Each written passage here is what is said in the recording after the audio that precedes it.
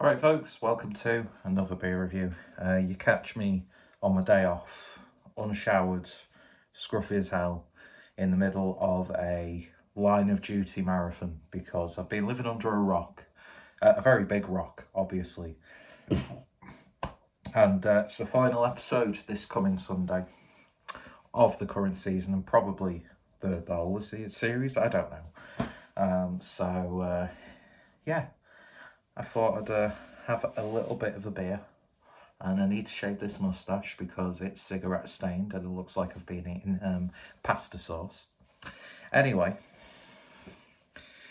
today we're going over to Toul, always a pleasure, and this is House of Pale, which is a pale ale, if you didn't quite get the hint.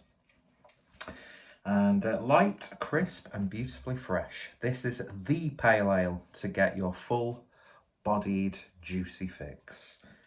And that's sort of like the tagline of the Kalula Stringer channel. This beer has been brewed and canned at our brewery in Toul City in Svinninge, Denmark. Follow the life of Toul City here, toulbeer.dk. Don't think that's how you properly pronounce it. And in true Casper Leder design, there's an imperfection on the label, which is something I do very much dig. Beautiful typographic, simple label.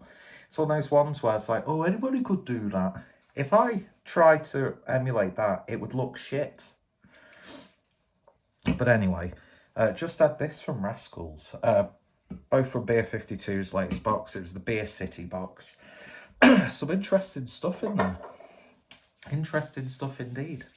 And you just catch me also in the middle of making a vegetarian curry. And don't be daft, it's not for me.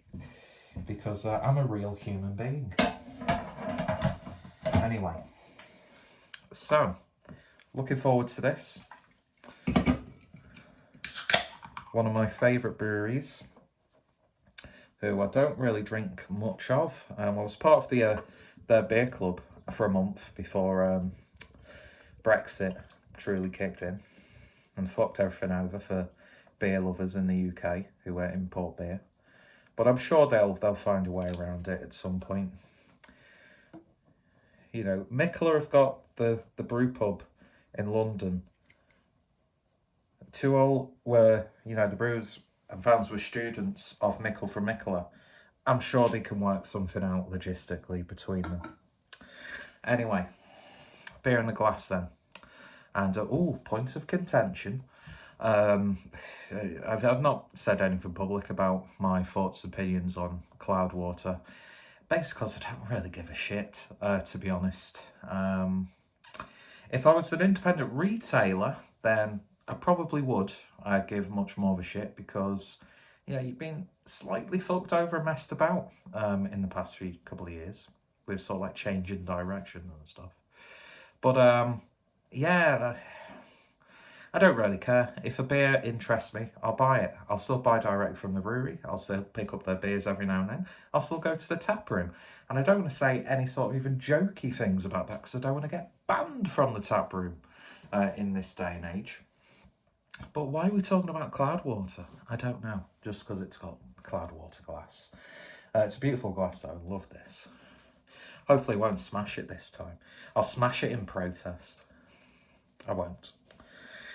It's just I'll probably knock it over off the surface with my majestic arse, like I tend to do. Anyway, beer in the glass then. It's looking really nice. And the reason why I'm only mentioning the Cloudwater stuff now, because it's the first review I've actually recorded for quite a bit. But again, I don't... The whole... Do you call it politics in beer? I don't know, because then...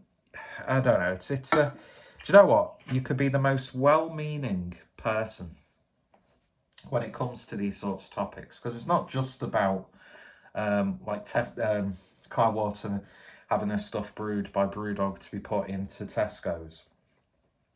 It's not just about their sort of like change of stance on how they're distributing beer. And it's not just about their sort of a bit more emphasis on diversity and what's the word, inclusivity with stuff, because there's a lot of things about it. So, you know, who cares? This isn't a Cloudwater review. So why are we doing this? I'll save that for when I review that QIPA, which could have a little bit of a different meaning now, but hey, it just... Shut up, Peter. 2-0, pale ale. Looks really nice, doesn't it? Merc bomb.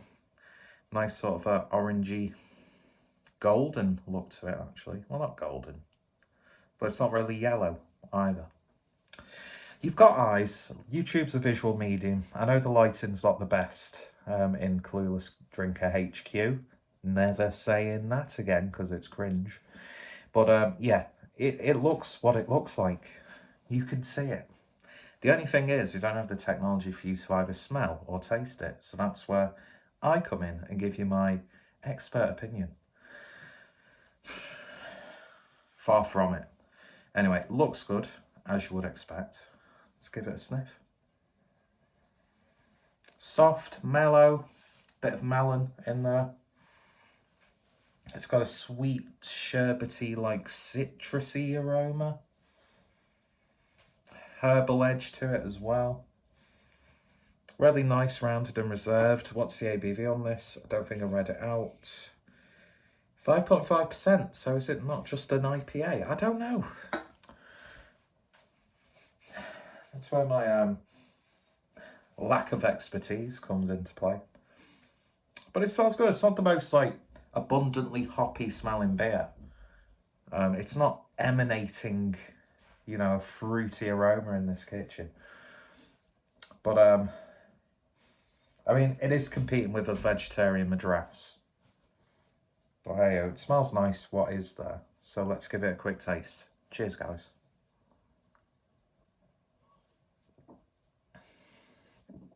Ooh. Ooh. That has got a little bit of a twang to it. A little bit of a savoury dank edge as well, you say. Oh, yeah. It's got like a slight passion fruit character. There may be even like a hint of a kiwi coming through. Soft, pillowy mouthfeel, but not too bold. Quite crisp as well. He's just said soft, pillowy mouthfeel, and then he said it's crisp. Fucking idiot. Yeah, it's like a muskiness to it.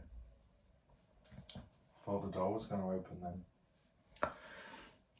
Not really sweet, not really too savoury.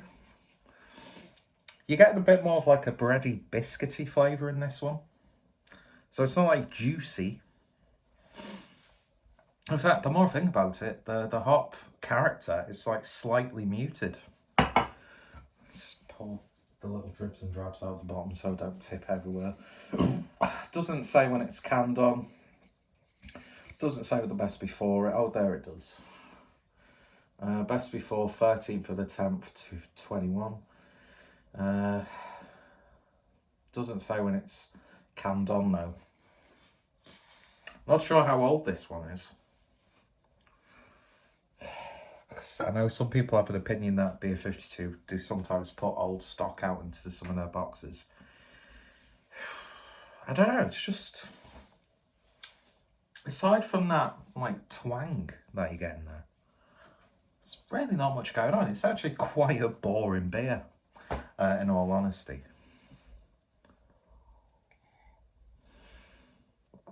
It's got a little bit of an aftertaste, that. I can't put my finger on now. Funny enough, I think this would actually complement a curry perfectly. It's alright, but I've had much better from 2-0. So yeah, it's a little bit... But oh well, it's not awful, it's still drinkable, but it's just, you know, not really that excited about it, to be honest. Anyway, if you see it, give it a go. But there are much better 2-0 beers out there that are just as widely available.